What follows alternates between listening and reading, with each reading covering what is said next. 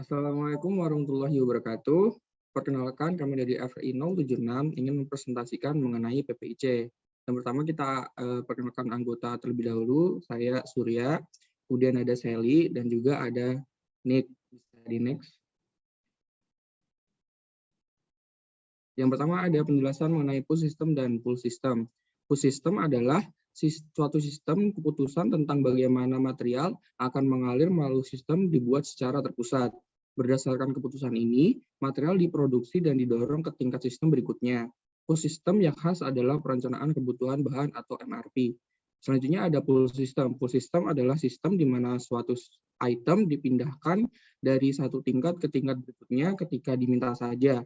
Pull system memulai produksi terhadap permintaan yang ada, sementara push system memulai produksi untuk mengantisipasi permintaan di masa mendatang. Bisa di next.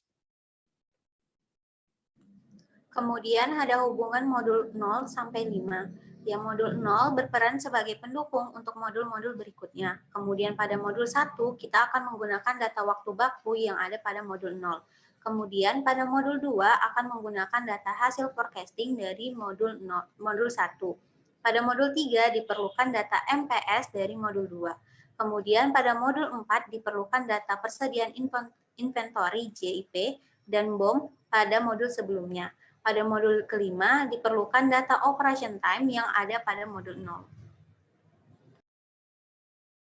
Selanjutnya ada JIT atau Just in Time. Just in Time ini adalah sistem manufaktur yang bertujuan untuk mengoptimalkan proses dan prosedur dengan terus mengupayakan pengurangan waste. Jenis-jenisnya itu ada penyederhanaan, kerapian dan keteraturan, kejelasan, optimal cycle time, agility, pengurangan variasi, dan juga pengukuran. Next. Nah, selanjutnya ada waste. Nah, di waste ini ada 8 jenis. Yang pertama ada defect. Nah, defect-nya adalah produk yang tidak teratur yang mengganggu produktivitas sehingga menghentikan aliran produk berkualitas tinggi. Kemudian yang kedua ada overproduction. Nah, ini adalah terjadi ketika produk diproduksi terlalu cepat pada waktu yang salah atau dalam jumlah yang terlalu banyak. Kemudian yang ketiga ada waiting. Nah, waiting ini mengacu pada waktu pengangguran dalam suatu proses, baik waktu menganggur untuk mesin ataupun untuk pekerja.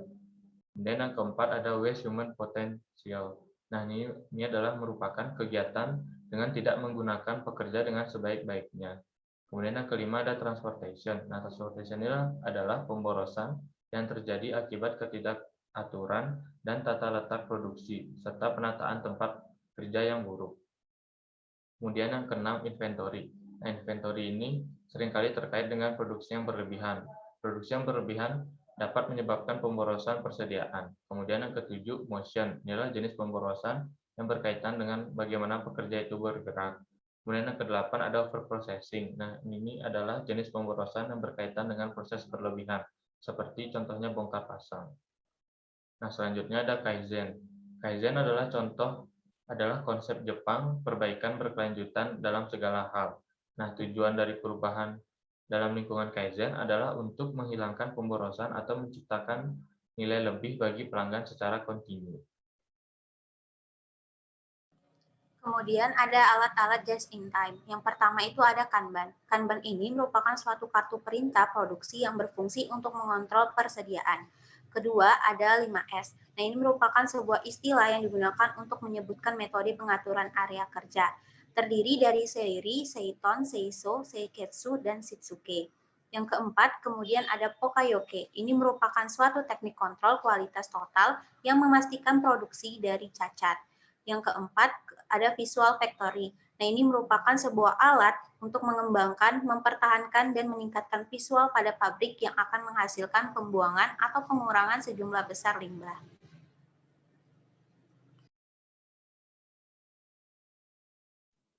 Sekian penjelasan dari FRI 076. Kami mohon maaf jika ada kesalahan. Wassalamualaikum warahmatullahi wabarakatuh.